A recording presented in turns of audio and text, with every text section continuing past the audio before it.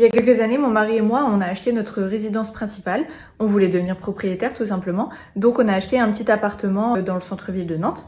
Et pour ça, on avait donc des mensualités d'à peu près 1 000 €. Plus, on a mis un apport bien sûr. Tandis que si on avait loué ce genre d'appartement, ça nous aurait coûté donc dans les 800 € par mois à peu près. Donc imaginons, même si j'étais encore dans cet appartement, j'ai sorti de l'argent de mon épargne pour l'apport de l'appartement. Et ensuite, chaque mois, ça me coûte 200 € de plus d'être propriétaire plutôt qu'être locataire. Sans compter la taxe foncière et les charges de copro et compagnie. Donc juste, même sans ça, 200 € chaque mois.